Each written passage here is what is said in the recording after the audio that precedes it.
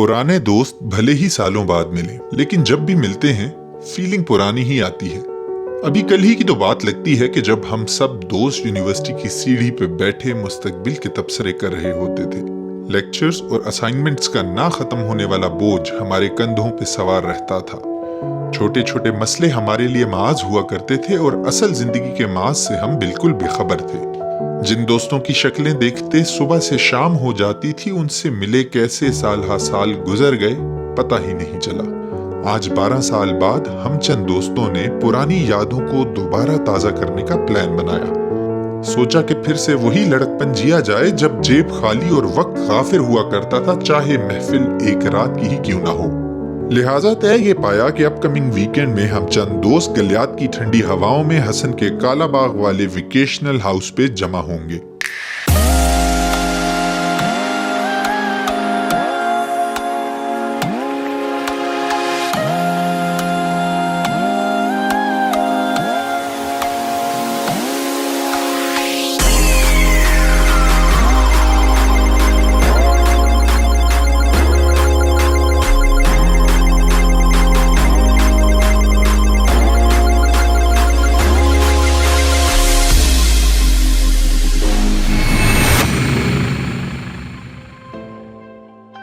हमारे सफर का आगाज एबटाबाद से हुआ, जबकि हमारे दोस्त टिमी और ओसामा इस्लामाबाद से रवाना हुए।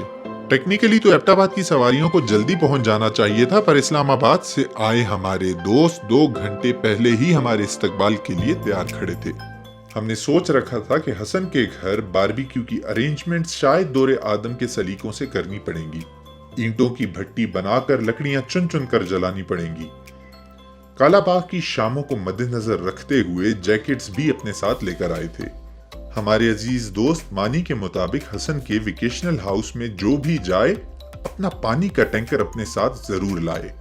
इतनी तारीफें सुनने के बाद हमने खुद को मेंटली इस हद तक तैयार कर रखा था कि दोस्तों की खातिर जितनी जिल्लत बर्दाश्त कर सके जरूर करेंगे, पर अगर बात हद से बढ़ गई और जमीन पे सोने की नौबत आन पड़ी तो कोई गेस्ट हाउस बुक कर लेंगे। खैर, दबी सांसों के साथ हम पहुंचे हसन के घर और जो कुछ सोच रखा था शुक्र अल्हम्दुलिल्लाह उससे मुख्तलिफ पाया। बेहतरीन जगह और तमाम तर सहूलियात से लेस हाजिर खिदमत है जनाब हसन का आशियाना। मानी की पानी वाली बात खैर सच निकली, पर हसन की मेहरबानी और बाराने रहमत की बदौलत हमें पानी के मसले से नहीं जूझना पड़ा। काला बाग की स्याह रात में हसन का जगमगाता घर और चौथी मंजिल पर मौजूद हर किस्म के बारबेक्यू के बंदोबस्त के सेटअप ने माहौल गरमा दिया। जरूरत से ज्यादा कॉन्शियस होने की वजह से खाने पीने का सामान इतनी तादाद में खरीद चुके थे कि अगर हफ्ता भी गुजारना पड़ जाता तो टेंशन नहीं होनी थी। देखते ही देखते शाम से रात हुई और रात गपशप में कैसे तमाम हुई पता ही नहीं चला। कभी बारबेक्यू की तैयारियां तो कभी गर्मा गर्म चाय। माजी के किस्से दोहराते हुए बहुत सारे भूलों की यादें ताजा हुई। दिल चाहता था कि कैसे भी एक बार फिर से लौट आए वही पुराने दिन। काला बाग के कुदरती जंगलात के बीचों बीच सर्द हवाओं और खुशगपियों में दरख्तों की ताजा खुशबू सोने नहीं दे रही थी। फिर भी जबरन हमने महफिल को अलविदा कहा और बिस्तर को खुशामदीद, ताकि आने वाले दिन में हम सुबह की रोशनी में कुदरती मनाजिर का लुत्फ उठा सकें। सुबह का नाश्ता जो सब भाइयों के खुलूस और मोहब्बत से तैयार हुआ था, हमारे दिन को खुशगवार बना गया। नाश्ते से फारिग होने के साथ ही हमने गिरदोनवा की खूबसूरती का जायजा लेने का सोचा।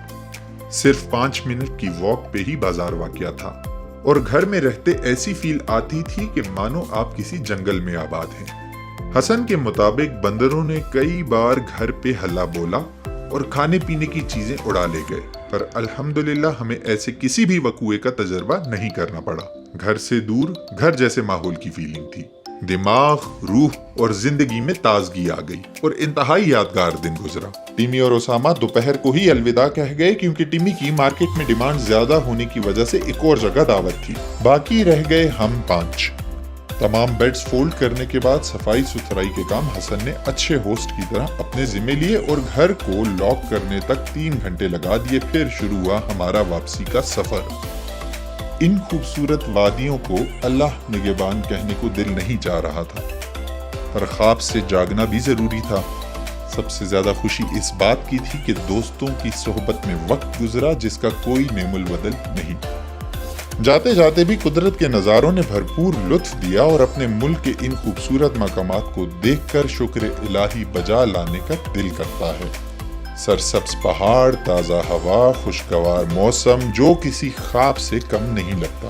ایسی جگہوں پہ ایسے دوستوں کے ساتھ چلتے خیال آتا ہے رب العزت کی ان نعمتوں کا جن کے بارے میں باری تعالیٰ فرماتا ہے کہ تم خدا کی اور کون کون سی نعمت کو جھٹلاؤ گے۔ ہم اپنے آج کے ولاگ کا اختتام اس دعا کے ساتھ کرتے ہیں کہ خدا دوستوں کی محفلوں کو آباد رکھے۔ آمین الہی آمین۔